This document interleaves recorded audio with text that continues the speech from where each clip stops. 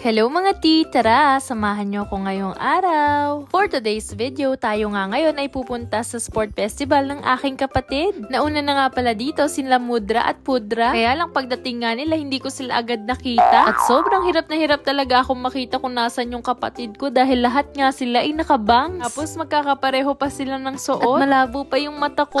Kaya halos maloka na ako kakahanap. Na-share ko na rin pala to sa inyo last year. Pero dahil every year nga, nag-iiba yung ginagawa nila, depende sa year nila. At dahil ngayong senior year na nga ng kapatid ko, naisipan ko pa nga rin tong i-vlog para nga meron siyang memories na babalikan. So back to the video na nga. Kung makikita nyo nga, nagkukumpul-kumpul na sila dyang magkaka-section. Dahil malapit na nga magsimula yung kanilang game. Hindi ko nga sila i-wish na manalo. O, teka lang bago nyo ako i-bash. Dahil ang wish ko nga sana i-enjoy nila ito. Dahil next year nga, gagraduate na sila. Grabe, sobrang bilis talaga ng panahon. Magsi-senior high school na nga tong kapatid ko. Dahil nga kanina, hirap na hirap ako siyang hanapin. Hindi ko nga na video. Yung nagbato siya ng gulong. Ginagawa naman nila ngayon. Nagmamarathon relay sila. Ayan, panoorin na muna natin.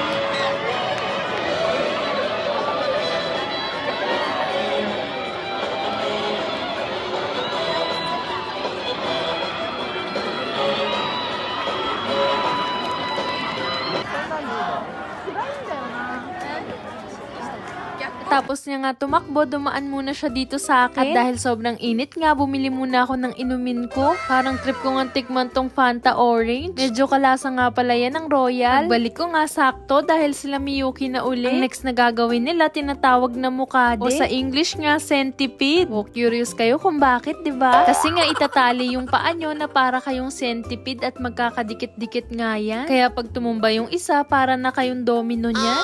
Naaalala ko pa nga yung panahon na wow, makapanahon ka naman, T. Char! Magkasama ngayon lalaki at babae. Pero ngayon nga magkahiwalay na silang tumatakbo. Masakit kasi talaga kapag nadaganan ka. Nga to sa hindi ko makakalimutan dahil ang dami kong sugat sa tuhod nung mga panahon na yun.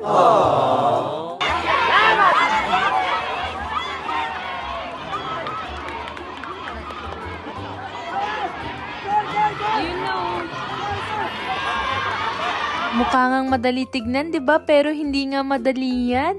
Susubukin talaga kayo ng teamwork at ng diskarte. Pass forward. Hindi nga pala sila nanalo dyan. Pero kahit ganun nga, alam ko namang ginawa niya yung best niya. Kaya bilang reward nga, tinreat ko sila dito sa Yakiniku. Habang nasa Yakiniku nga pala kami, nakita namin dito si Kuya K. Kaya bigla nga kaming niyaya sa uncle. May live band nga rin pala dito. Tara, pakinggan muna natin.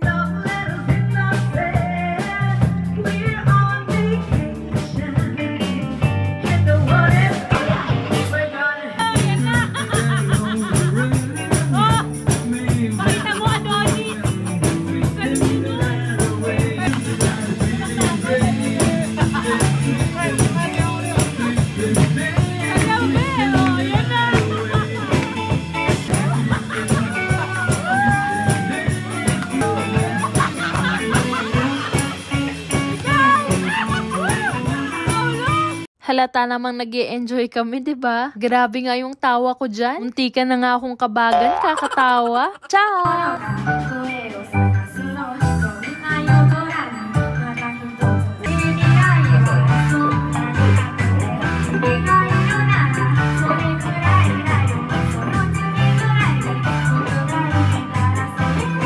Mga seryoso.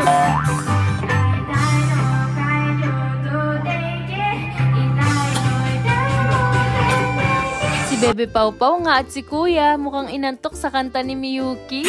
Ciao! Kasi pag uwi nga namin, bagsak sila. Napagod nga, kakasayaw at kakashot. Oh no!